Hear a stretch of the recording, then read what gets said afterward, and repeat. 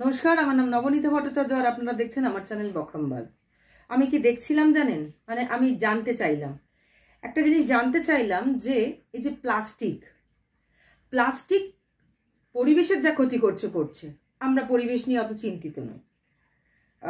জীব জগতের মানে মানুষ বাদ দিয়ে জীব জগতের যা ক্ষতি করছে আমরা তা নিয়ে চিন্তিত নই। কিন্তু আমি এটা ভাবছিলাম যে প্লাস্টিক মানুষের কি ক্ষতি করছে, মানে সেটা জানা তো আমার ক্ষেত্রে মনে হয় জরুরি। কিন্তু সেটা জানতে গিয়ে যেটা দেখলাম সেটা হচ্ছে যে প্লাস্টিক আমাদের শরীরে যে পরিমাণ ক্ষতি করে তা ভাবনার অতীত। কতগুলি পয়েন্ট আমি লিখে রেখেছি।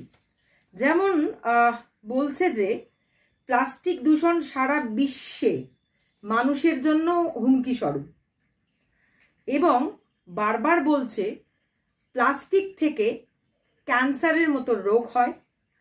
প্লাস্টিক যেটা করে হরমোনের একটা পরিবর্তন করে দেয়, যে ক্ষেত্রে প্রজননের ক্ষেত্রে মানে সন্তান ধারণের ক্ষেত্রে অসুবিধা হয়।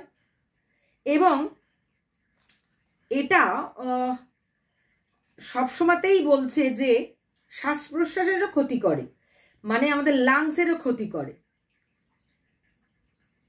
এবং সাবধান হিসেবে যেটা বলছে সারা পৃথিবীর মানুষ যারা মনে করছে যে প্লাস্টিক থেকে মানুষের একটা পরিবেশের যা হয় জীবজগতের যা হয় মানুষের কিন্তু একটা ভয়ানক ক্ষতি হয়।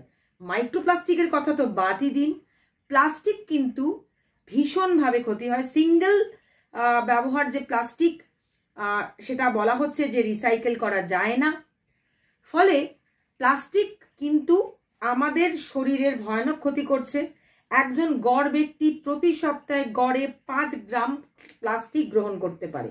এবার প্লাস্টিক যদি কারণ হয় ক্যান্সারের, প্লাস্টিক যদি কারণ হয় আমার শ্বাস প্রশ্বাসের কষ্টে, প্লাস্টিক যদি কারণ হয় প্রজনন ক্ষমতা হ্রাসের, তাহলে আমাদের এখন প্লাস্টিক ব্যবহারে হ্রাস টানা উচিত। যদিও এটা আমার কথা না, আমি কিছু জায়গা থেকে জেনিভা এনভায়রনমেন্টাল যে রিসার্চ সেন্টার তারা এরকম একটা বিবৃতি দিয়েছে।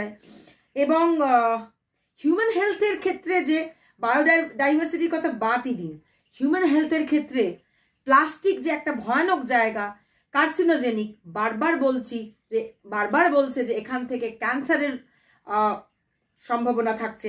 প্রজনন ক্ষমতার ক্ষেত্রে প্লাস্টিক হ্রাসের ক্ষেত্রে প্লাস্টিক একটা বড় ভূমিকা নিচ্ছে। এছাড়াও আমাদের শ্বাস প্রশ্বাসের যে প্রতিরোধ ক্ষমতা কমাচ্ছে। সুতরাং আমার মনে হয় আমাদের প্লাস্টিক নিয়ে ভাবা উচিত। যদিও প্লাস্টিক রিসাইকেল চলছে, মাইক্রোপ্লাস্টিক কিন্তু আরও ভয়ানক। দুধের প্যাকেট, দইয়ের প্যাকেট যখন কাটবেন কোন বাদ দিয়ে কাটার চেষ্টা করবেন। আমরা চেষ্টা করতেই পারি সুন্দর পৃথিবীর, বাদ বাকিটা তো আপনাদের হাতে। ভালো থাকবেন, আবার দেখা হবে।